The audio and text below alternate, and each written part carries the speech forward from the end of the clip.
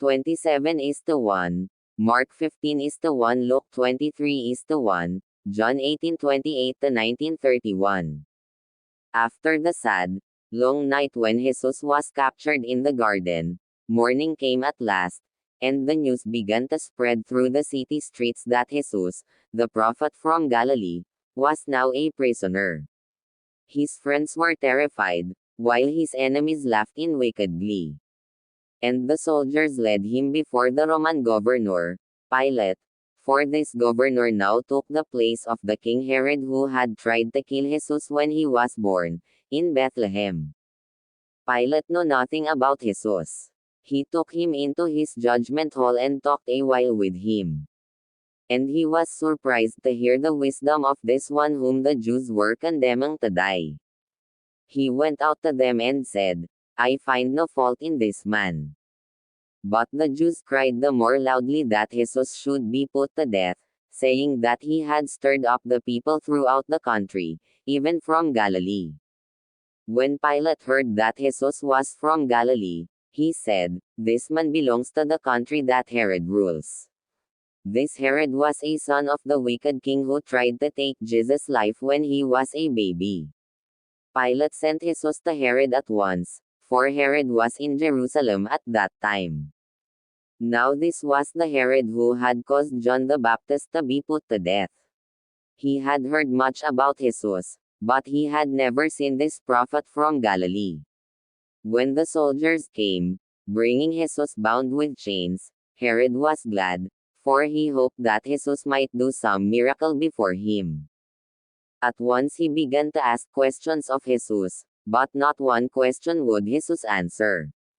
The chief priests and the scribes stood round about and said all kinds of evil things about Jesus, still he would not speak one word to defend himself. Finally Herod grew impatient with this silent prisoner. A wicked thought came into his heart, so he began to make fun of Jesus. With his soldiers he mocked Jesus, dressing him in rich garments and pretending to honor him as a king. Then he sent him back to Pilate. Now Pilate's wife had heard about the trial of Jesus and she was greatly troubled, for that night she had dreamed about him. She sent a message to her husband, urging him to set Jesus free, saying, "He is a just man, not worthy of death." Pilate, too, wished to free Jesus, for he could find no guilt in him. He told the accusers that neither he nor Herod had been able to find him guilty of death. But the mob now cried, "If you set this man free you are not a friend of Caesar, and Caesar will dismiss you from being our governor."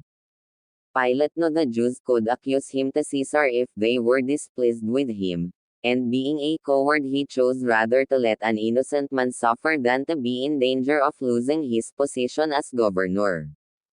As the trial went on, Judas Iscariot saw that Jesus was condemned to die. Now his guilty conscience troubled him greatly. He had hoped that Jesus would free himself in some miraculous way from the power of his enemies, but now he saw that Jesus was allowing himself to be helpless in their hands. The money that he had taken from the enemies of Jesus seemed to burn his flesh, so he hurried back to the chief priests and scribes, saying, "I have sold an innocent man. I have sinned." The chief priests and scribes looked scornfully upon Judas and replied, "What is that to us? You yourself must answer for your sin." And they turned away from him, refusing to take back the money they had given him for doing the dreadful act. Neither would Judas keep the money, so he threw it upon the floor of the temple and ran down the long flight of steps, away to a lonely place, where he hung himself and died. Before giving Jesus up to die, Pilate talked to the restless mob about another prisoner whom he held, a wicked man named Barabbas, who as a robber had caused much trouble to the Jews. At the time of the feast it was customary to release a prisoner, and Pilate asked whether he should release Barabbas, the wicked robber whom the people feared, or Jesus, the innocent man whom they hated. And with loud cries the people answered, "Set Barabbas free." Then Pilate asked, "What shall I do with Jesus?" They answered, "Crucify him! Crucify him!" So the trial came to an end, and Pilate, wishing to please the people, called some Roman soldiers and told them to lead Jesus away to be crucified. First he took water in a basin and washed his hands before the Jews, saying, "I am not guilty of the death of this innocent man." The Jews cried out, "We ourselves will bear the blame, let his blood be on our heads." The Roman soldiers took Jesus and put a crown of thorns upon his head. Then they put a reed in his hand, and, bowing before him, mockingly called him the King of the Jews. They also blindfolded his eyes, and spat upon him, and struck him with their hands, saying, "Tell us, prophet, who is it who struck you?"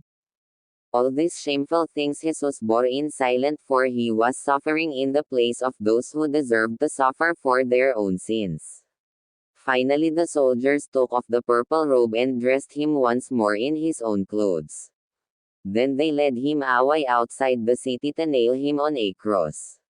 They took 2 other prisoners, men who had been thieves, and laid heavy crosses on the bared backs of these men, then led them away with Jesus to die.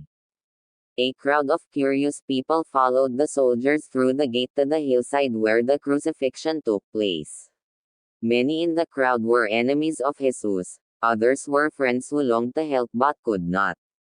As they went, Jesus sank down beneath the weight of the heavy cross he bore, and could not rise again. The cruel soldiers then called a stranger from the crowd and placed the cross upon his shoulder, for Jesus was too weak to carry it any farther. On the hillside of Calvary the crowd stopped, and the soldiers began to strip their prisoners of their clothing and to fasten their hands and their feet to the crosses. Then they raised the crosses high in the air and planted them securely in the ground, leaving the prisoners to hang there till death should relieve them of their misery. Jesus prayed when they were crucifying him and said, "Father, forgive them, for they know not what they do." The cross on which Jesus was crucified stood between the 2 crosses on which the thieves were hung, and a writing was nailed above the head of Jesus, which said in 3 languages, "This is Jesus, the King of the Jews." When the Jews read the writing they were much displeased and hurried to ask Pilate to change it, that it might read thus, "He called himself the King of the Jews." But Pilate would not change the writing, and all who passed by could read what he had written, though they were strangers in Judah. While Jesus hung on the cross, one of the thieves began to mock him, but the other begged to be forgiven and to be remembered when Jesus came into his kingdom. He believed that Jesus was really the King from heaven, which the Jews were unwilling to receive. And Jesus saw his faith, and said to him, "Today you shall be with me in paradise." The thief knew that his sins were forgiven, and though he was suffering much pain, a glad joy came into his heart. While Jesus hung on the cross, he saw a group of sorrowing friends standing at the edge of the crowd, and among them was his own mother. John, the disciple who loved him so much, was also there, and Jesus asked John to take care of his mother from that time. The enemies of Jesus stood around the cross, making fun of him and telling him to come down if he were the Son of God. Even the chief priests and the scribes were there, and they said, "He said he could save others, but he cannot save himself. If he is the King of Israel, let him come down, and we will believe in him, too." About noonday the sky suddenly grew dark. For 3 hours the great darkness lasted. Then Jesus cried with a loud voice, saying, "It is finished." And soon he died. The Roman captain who stood near the cross, and the soldiers who were with him, saw the rocks torn apart by a terrible earthquake that came, and they were frightened. And the captain said to his soldiers, "Truly this man was the Son of God."